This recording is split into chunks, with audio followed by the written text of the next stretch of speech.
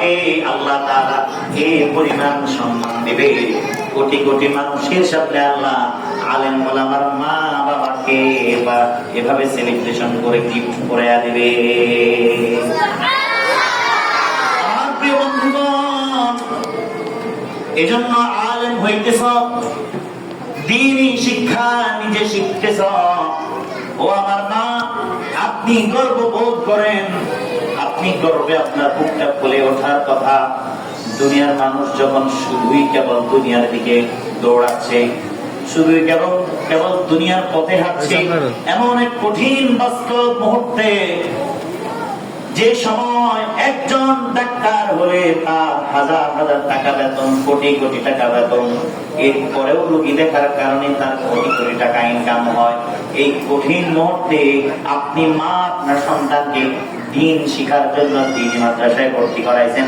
কি ভাবছেন আল্লাহ বুঝে আপনাকে এর বিনিময় দিবে না? আল্লাহ বিনিময় দিবে তো। আল্লাহ নবী বলে, ও আমার উম্মতেরা শোনো, ফামা যান্নুকুম বিল্লাযী আমিলা বিহাযা। ও আমার উম্মত হাফেজে কোরআন, আলেমে দ্বীন, তোমরা শোনো, তোমাদের মা বাবাকে রব যদি এত বেশি সম্মান দিতে পারে, তাহলে বুঝে থাকলে এবার বলো, তোমরা যারা নিজে আলেম হইছ, নিজে হাফেজ হইছ, আল্লাহ তাআলা তোমাদেরকে কি পরিমাণ সম্মান দিবে। আল্লাহ হাবিব সাল্লাল্লাহু আলাইহি ওয়াসাল্লাম হাদিসের মধ্যে বলেন, ও হাফেজে কোরআন শোনো, আল্লাহ রাব্বুল আলামিন কোরআন নাযিল করে কোরআনের দায়িত্ব নিয়েছেন। ইন্না নাহনু নাযালনা যিকরা ওয়া ইন্না লাহু লাহাফিজুন। আল্লাহ বলেছেন, আমি কোরআন নাযিল করেছি, এই কোরআনকে হেফাজতের দায়িত্ব আমি আল্লাহ নিজেই নিয়েছি। হাফেজ যারা, এটা কোরআনের আয়াত না?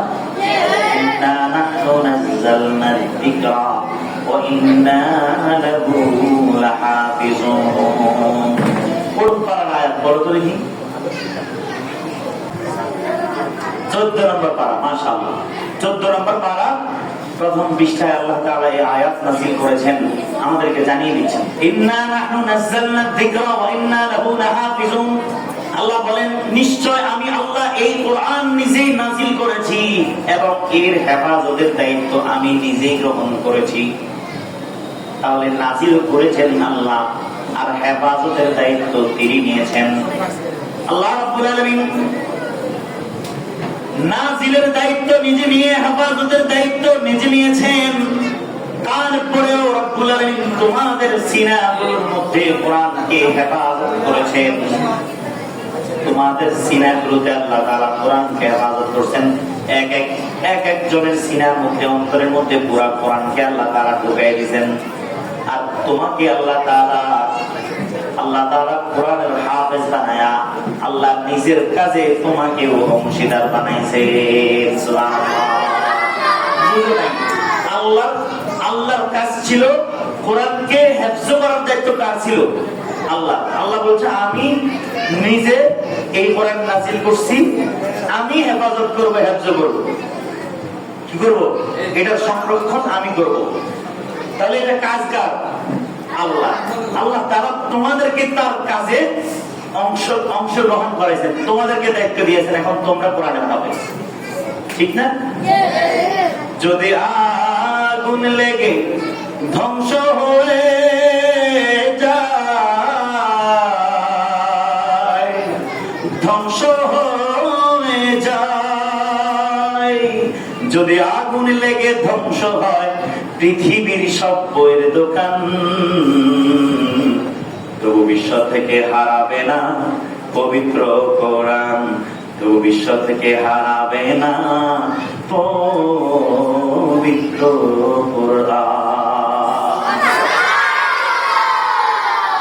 করবে কেমন করে কোরআন ধ্বংস আগুনের তেজ, করবে কেমন করে কোরআন ধ্বংস আগুনের তেজ।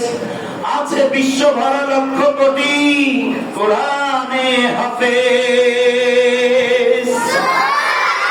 আছে পুরো পৃথিবীতে হাফেজ আছে তো? পুরো পৃথিবীতে না থাকলে তোমরা আছো তো? করবে কেমন করে কোরআন ধ্বংস আগুনের তেজ। আছে আছে বিশ্ব ভরা লক্ষ কোটি কোরআনে হাফেজ। ওরা ছাপিয়ে আসমানি গ্রন্থ, ওরা ছাপিয়ে আসমানি গ্রন্থ, বাঁচাবে ইসলামের মান। তবু বিশ্ব থেকে হারাবে না পবিত্র কোরআন, তবু বিশ্ব থেকে হারাবে না পবিত্র কোরআন। পাকিস্তানের জিয়া মরল অ্যাক্সিডেন্টে ভাই, তার বিমান পুড়ে ছাই হইল, কোরআন পুড়ে নাই। বলো না সুবহানাল্লাহ। পৃথিবীর বিভিন্ন জায়গায় ঘর পুড়ে যায়, বিমান পুড়ে যায়, দোকান পুড়ে যায়, রব্বুল আলামিন কোরআনকে পড়তে দেয় না। কারণ রব্বুল আলামিন নিজেই দায়িত্ব নিয়েছেন, আমি আল্লাহ এই কোরআন নাযিল করেছি, আর এর হেফাজতের দায়িত্ব আমি আল্লাহ নিজেই নিয়েছি। আল্লাহ তাআলা তোমার কলবকে চুন করেছেন, বেছে নিয়েছেন, নির্বাচন করেছেন, তোমার কলবটাকে নির্বাচন করেছেন তার কোরআনকে বসানোর জন্য। আল্লাহ তোমাকে ভালোবাসেন, এই কারণে তোমাকে ভালোবেসে তোমার অন্তরের মধ্যে আল্লাহ তাআলা কোরআনকে ঢুকাই দিয়েছেন। আল্লাহ বলেন, ও আমার হাফেজ কোরআন, আমার বান্দারা শোনো, আমি তোমাদেরকে কি পরিমাণ পাওয়ার দেব, কি পরিমাণ পাওয়ার। কিয়ামতের ময়দান যখন কায়েম হবে, আল্লাহর হাবিব সাল্লাল্লাহু আলাইহি ওয়াসাল্লাম বলেন, وشفعه عشرة من أهل بيته كلهم قد وجبت لهم النار। আল্লাহর নবী বলেন, কিয়ামতের ময়দান যখন কায়েম হবে, বিচার শেষ হয়ে যাবে, সবার বিচার হয়ে গেছে, জান্নাতীরা জান্নাতের দিকে হাঁটছে, জাহান্নামীরা জাহান্নামের দিকে দলে দলে হাঁটতেছে, জাহান্নামীরা জাহান্নামে চলে যাচ্ছে। এই কঠিন মুহূর্তে একজন হাফেজে কোরআনকে আল্লাহ তাআলা এমন একটা পাওয়ার দিবেন, ও হাফেজে কোরআন, ও হাফেজে কোরআন, আমি তোমাকে পাওয়ার দিলাম, যাও যাও জাহান্নামের লাইনে যাও, দেখে আসো ওই জাহান্নামের লাইনে তোমার কোন আত্মীয় স্বজন গুনাহের কারণে জাহান্নামের দিকে চলে যাচ্ছে কিনা, যাও সেদিকে যাও। তোমাকে জান্নাত দিয়েছি বিদায় শুধুই তুমি একা একা জান্নাতে চলে যাবা না, না, যাও যাও জাহান্নামের সিরিয়ালে যাও, ওই সিরিয়ালের মধ্যে গিয়ে দেখো তোমার কোন আত্মীয় স্বজন জাহান্নামে চলে যাচ্ছে কিনা। আল্লাহর নবী বলে, ওই হাফেজে কোরআন জাহান্নামের সিরিয়ালের কাছে যখন যাবে, দেখবে হায় হায় আমার মা তো অমুক অন্যায়ের কারণে জাহান্নামে চলে যাচ্ছে, আল্লাহ তাআলা আমার মাকে জাহান্নামের ওয়াদা দিয়ে দিয়েছে, হায় হায় আমার বাবা অন্যায়ের কারণে জাহান্নামে চলে যাচ্ছে, হায় হায় আমার দাদা, হায় হায় আমার অমুক খালাতো ভাই, আমার মামাতো ভাই, যে কিনা অন্যায়ের কারণে জাহান্নামে চলে যাচ্ছে। আল্লাহ রাব্বুল আলামিন বলেন, ও হাফেজ কোরআন, এবার তুমি আমার কাছে আপিল করো, আমার কাছে আবেদন করো।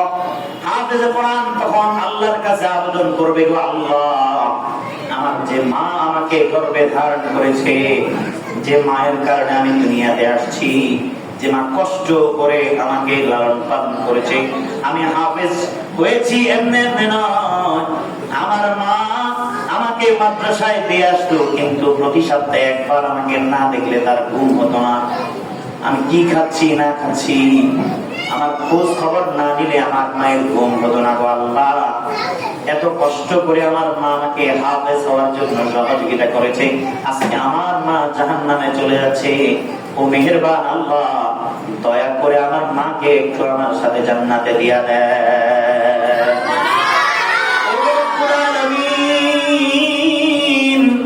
আমার বাবা আমার জন্য কম কষ্ট করে নাই, নিজের মাথার ঘাম পায়ে ফেলে আমার বাবা আমার জন্য ইনকাম করে আমার খাবারের আমার নাস্তার ব্যবস্থা করেছে, মাদ্রাসার মাসিক বিল পরিশোধ করেছে। ও আল্লাহ, আমার মা বাবা যদি আমার পিছনে এই মেহনত না করতো, আজকে আমি হাফেজ হতাম না, আজকে আমি সম্মানিত ব্যক্তি হতাম না। মেহেরবানি করে আমার বাবাটাকেও আমার সাথে জান্নাতে দিয়ে দেন। আল্লাহ বলবে, হাফেজ ও আলেম, তোমাকে তো আমি সম্মান দিয়েছি, দুনিয়াতেও তোমাকে সারা জগতে জগতের সব মানুষের চেয়ে তোমাকে আমি সম্মান দিয়েছি। খায়রুকুম মান তাআল্লামাল কুরআন ওয়া আল্লামা, যারা কোরআন শিখে এবং শিখায়, আল্লাহর নবী বলে তারাই হলো পৃথিবীতে সবচেয়ে বেশি সম্মানের অধিকারী মানুষ। ও হাফেজ, তোমাকে দুনিয়ায় আমি সম্মান দিয়েছি, আজকে এই আখিরাতে আমি তোমাকে বেইজ্জতি করতে পারবো না। যাও যাও,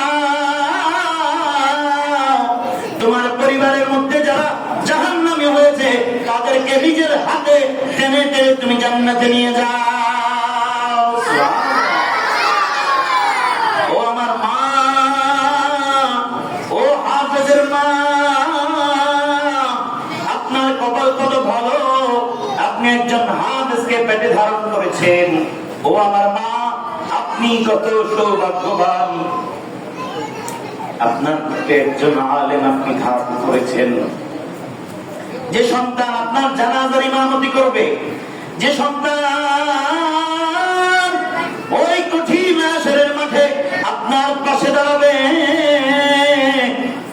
আপনার বিপদ মুহূর্তে আপনাকে আল্লাহর জাহান্নাম থেকে মুক্তি করায় আপনাকে জান্নাতে নিয়ে যাবে, আপনি কত ভাগ্যবান, আপনি এই সন্তান পেটে ধারণ করেছেন। আপনি অভিভাবক, আপনি দামি মানুষ, আপনি আল্লাহর কাছে একজন দামি মানুষ। আজকে যদিও নিজের দাম নিজের কাছে বুঝে আসে না, এমন একদিন আসবে যিনি চোখ দুইটা বন্ধ হবে, আপনার সন্তান আপনার জন্য কি পরিমাণ নেয়ামত ছিল এটা আপনার বুঝে বুঝে আসবে, হাড়ে হাড়ে আপনি টের পাবেন।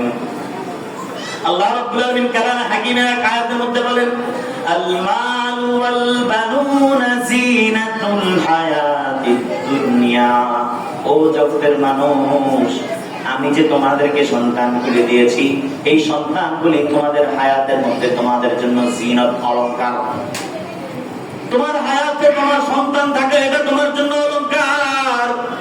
আমি আল্লাহ যাকে সন্তান দেই নাই সে বুঝে সন্তান না থাকার মানে কি, কত কষ্ট। আল্লাহ তাআলা কালামে হাকিমের ভিন্ন আরেক আয়াতের মধ্যে এই বিষয়টা উঠে আনছেন।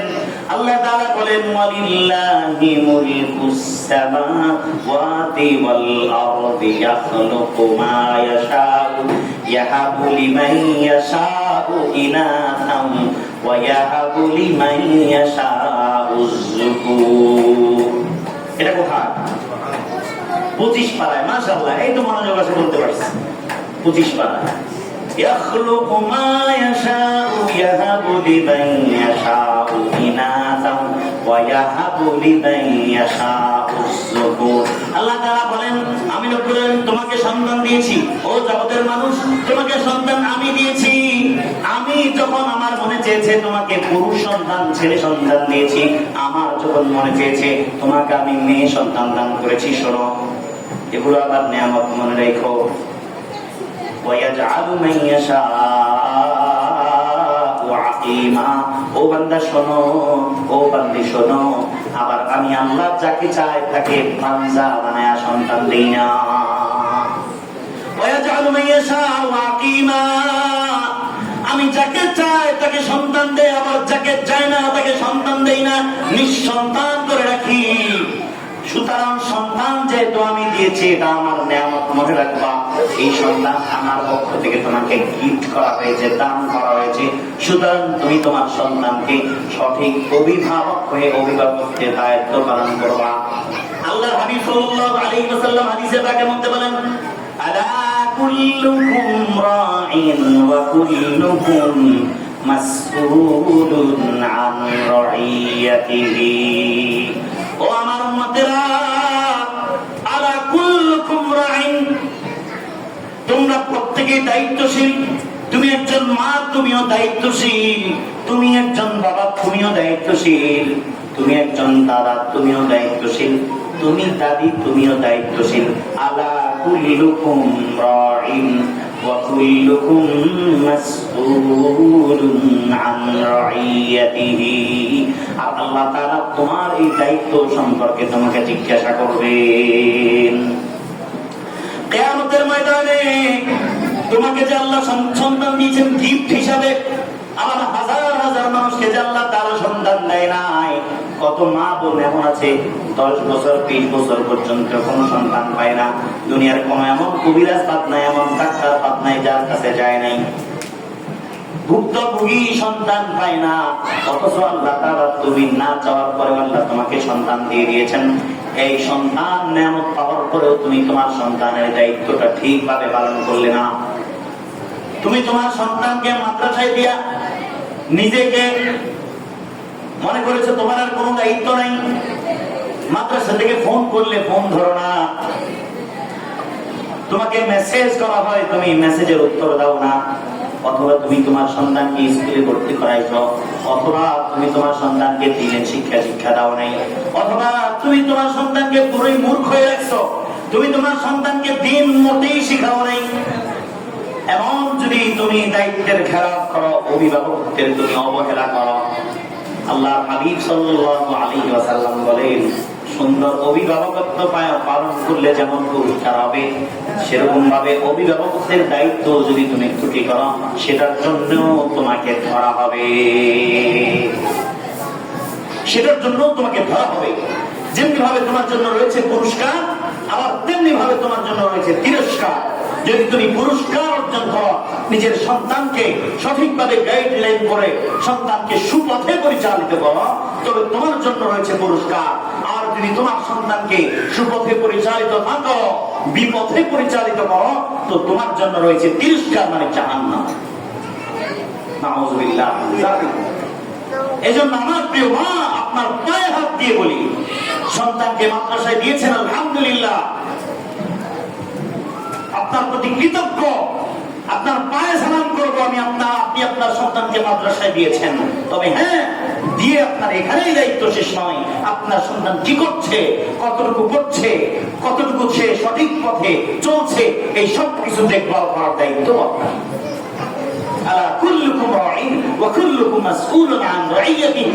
এটাই তোমার দায়িত্ব, আর এই দায়িত্ব সম্পর্কে তোমাকে জিজ্ঞাসা করা হবে। এই জন্য আমার প্রিয় মা, আমার প্রিয় বোন, আপনি আপনার সন্তানকে মাদ্রাসায় দিয়েছেন আলহামদুলিল্লাহ। আপনি এমন মাদ্রাসায় দিয়েছেন যে মাদ্রাসা কিনা শুধুই কেবল মাদ্রাসা নয়, বরং আপনার এই মাদ্রাসাটা মাদ্রাসার পাশাপাশি একটা স্কুলও। আপনার সন্তান একসাথে দিন শিখবে, আর আবার সাথে সাথে আপনার সন্তান দুনিয়া শিখবে। দুটাই আপনাকে শিখাচ্ছে, আপনার সন্তানকে দুদিকেই পারদর্শী করা হচ্ছে। তাহলে আপনাকে কতটুকু পরিমাণ আপনাকে এটা প্রতি কেয়ারফুল হতে হবে। আপনার সন্তান একই সাথে আলেম হচ্ছে, আবার একই সাথে আপনার সন্তান দারুল আজহার ইসলামিক ইনস্টিটিউট মিশরে পড়ছে, চায়নায় গিয়ে পড়ছে। আপনারাই তো দেখলেন কিছুক্ষণ আগে এই কারিকুলামে পড়া একজন সন্তান, একজন ছাত্র, আমি তো জানিও না তিনি দেশে আসছে, আমি তাকে চিনি ভালো করে, চিনি গিয়ে পড়েছে। বর্তমানেও তিনি দারুল আজহার মিশরে পড়াশোনা করতেছে, এই কারিকুলামের মাদ্রাসায় পড়াশোনা করে। একসাথে তিনি একজন আলেম, আবার একসাথে তিনি একজন ইঞ্জিনিয়ার। বিষয়টা কত সুন্দর না? আবার একসাথে তিনি একজন হাফেজ। আল্লাহু আকবার। যে কিনা পুরো পৃথিবী চালানোর মতো শক্তি, জ্ঞান রাখে। সুবহানাল্লাহ, আলহামদুলিল্লাহ। আপনি আপনার সন্তানকে এমন একটা প্রতিষ্ঠানে ভর্তি করেছেন, আপনার শুকরিয়া আদায় করা দরকার। আর এই শুকরিয়া আদায় তখন হবে যখন আপনি কেয়ারফুল হবেন। আপনি একজন কেয়ারফুল অভিভাবক হবেন। আর আপনি যদি হেলায় দুলায় চলেন, আপনার সন্তানকে দিয়ে আসছেন তো দিয়ে আসছেন, আর কোনো খবর নাই, মনে রাখবেন আপনি খেয়ানত করতেছেন। এই খেয়ানতের আপনাকে জবাব দিতে হবে আল্লাহর কাছে।